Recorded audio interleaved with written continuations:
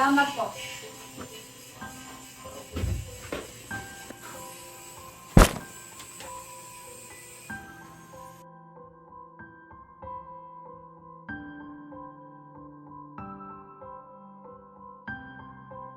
Nak, ito lang, baon mo.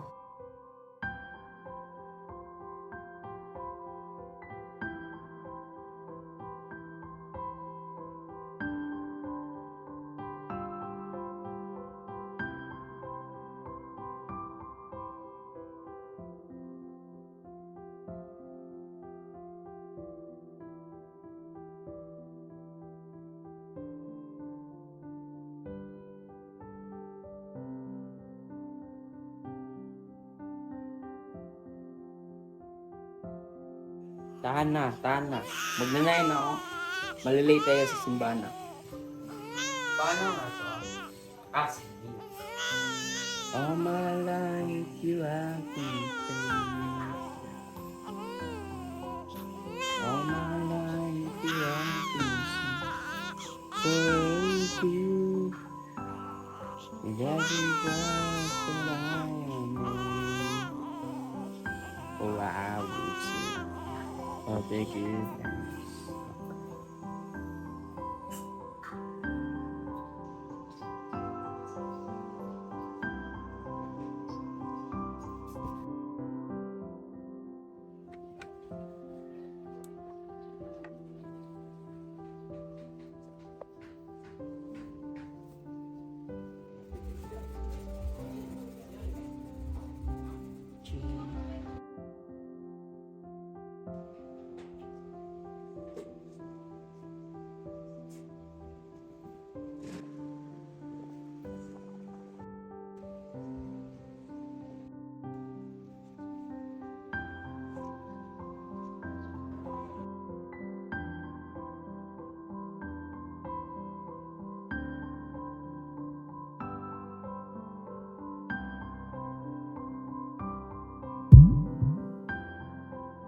Wala na namang kuryente. Ang init. Pasensya na anak ha. Wala naman kasing pambayad si tatay eh. Hayaan mo sa makalawa. Mabalik na uli yung kuryente natin. Okay lang tayo para di mo masanay.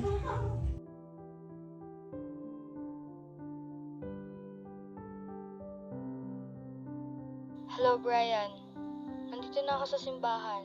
Nasaan na ba kayo? Si Trixie, naayusan mo na ba? Tsaka yung inaalok Oo. na ni Papa ng trabaho sa'yo, hindi mo ba tatanggapin yun? Titingnan ko lang po. Sayang naman.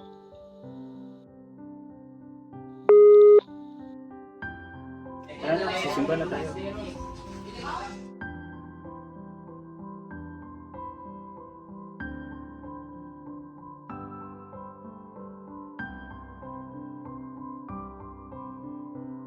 All that mystery, tapos sabihin mo, we all got discovered.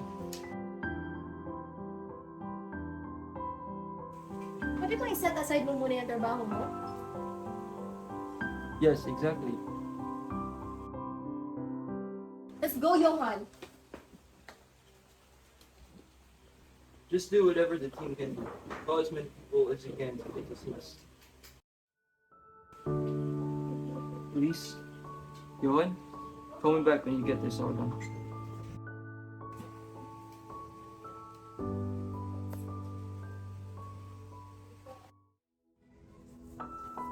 Uy! Musta?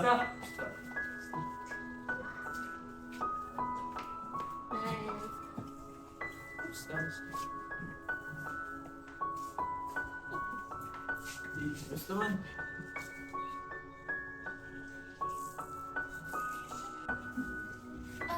Uy, asan pala si Trixie? Nandun sa Sunday school. Ah. Please stand.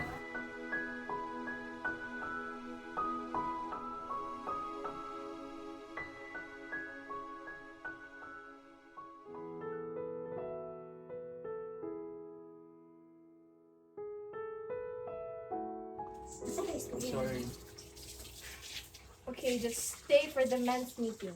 But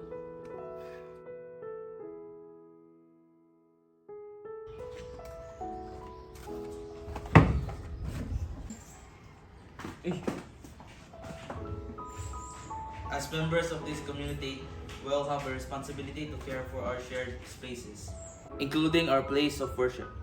Just as we strive to maintain our own homes in a neat and tidy manner, let's apply that same diligence to keeping our church well maintained this afternoon. I'd like to invite our men of steel to lend a hand in tidying up the church. By working together, we can ensure our sacred space remains welcoming and well cared for. Your participation, no matter how small, will make a meaningful difference. Eh, kita-kits lang tayo. Sige. Kita-kits mamaya, pre. Are you still mad? Not for long if you go. Come on. I'll think about it. Now, can we go now?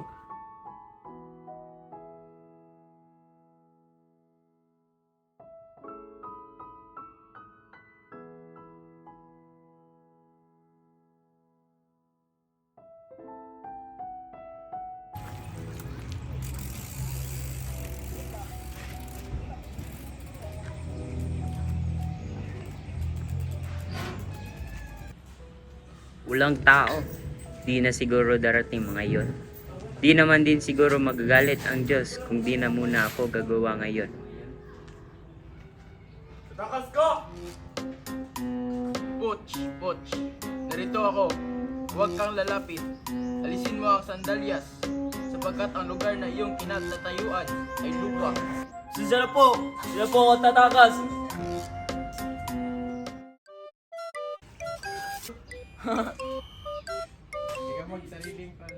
Oh, so this is your idea of funny? Oh yeah? How about this?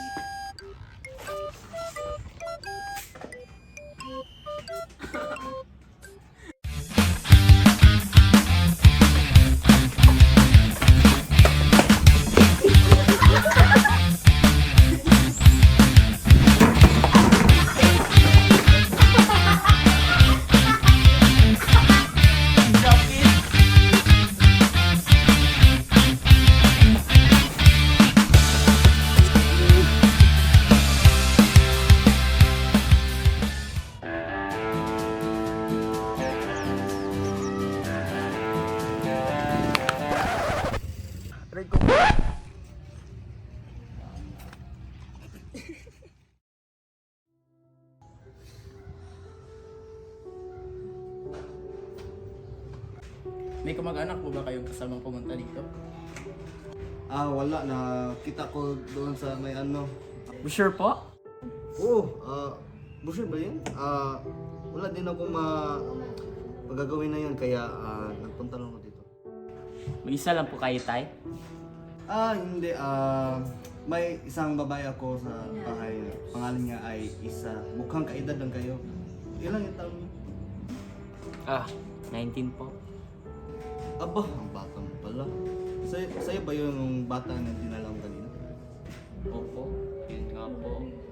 Iniwan ng nanay kaya mahirap. Bigaan siguro buhay namin pag na-upload ako para may pangtustos. Mahirap din. Mahirap mapalayo sa mga mahal mo. Ayaw mo mapalayo kasi naisip mo din ang kapakanan nila. Minsan ba naisip mo na maglaan na lang ng oras para sa kanila?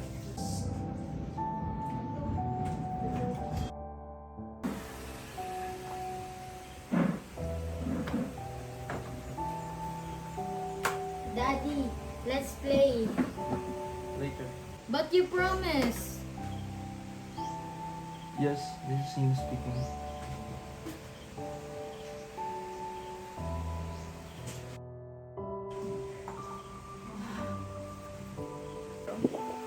Let's go. Tayo na lang mag-play, okay? Okay.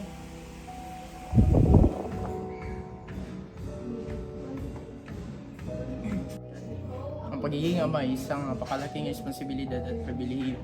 Hindi lang ito tungkol sa pagbibigay ng pangangailangan ng aking anak, kundi pati na rin sa kanyang paghubog, sa kanyang pagkatao. Kailangan ko ipakita sa kanya ang tamang asal, ang halaga ng pagsisikap at kahalagahan ng pagmamahal at respeto sa kapwa. Gusto kong maging halimbawa sa kanya. Isang taong mapagkakatiwalaan, mapagmahal, at palagi nandyan para sa kanya. Nais kong ipakita sa kanya na kahit anong mangyari, may isang tao na lagi nandyan para sumuporta at umagapay na sa bawat hamon na kakaharapin niya sa buhay. Hindi siya nag-iisa.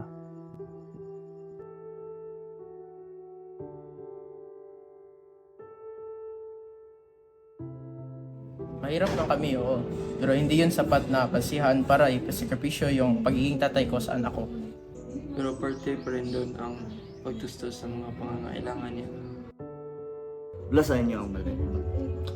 Bukod sa pagmamahal, kasama ang pagsasakripisyo para sa inyong pamilya. Dalawa lang ang piliin. Sakripisyo ang oras para sa inyong pamilya. O sakripisyo yung oras niyo sa trabaho. Oo, balansehin lang. Okay.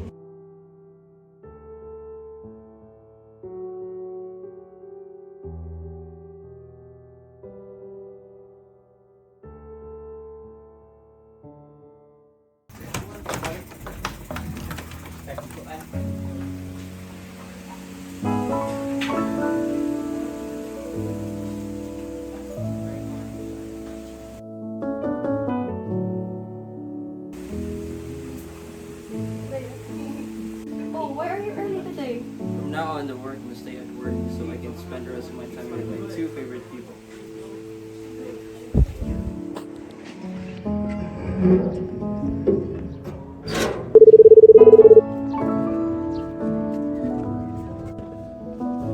Hello? Oh, coach. Ano, itutuloy mo pa ba yung pag-upload mo? Saka na po siguro. Ganun ba? Sayang naman. Pero ikaw ba? Salamat po.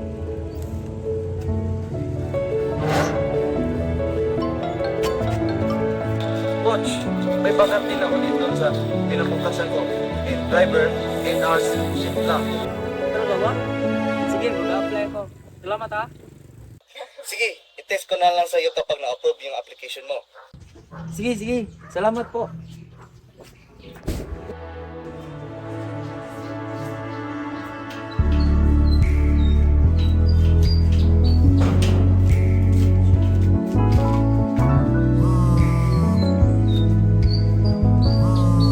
Hello, Brian. O ano, tatanggapin mo na ba yung trabaho? Tatanggapin ko na po. Mabuti naman kung ganon.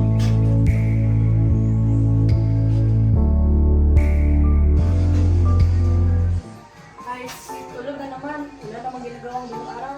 Kainis.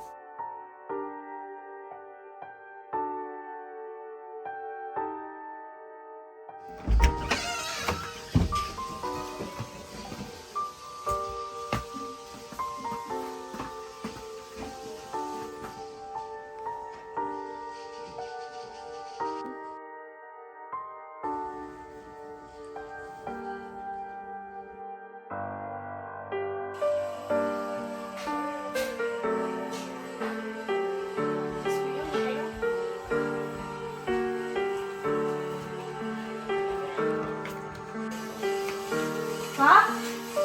Pa? Pa? Pa? Pa? Pa, gising pa! Pa!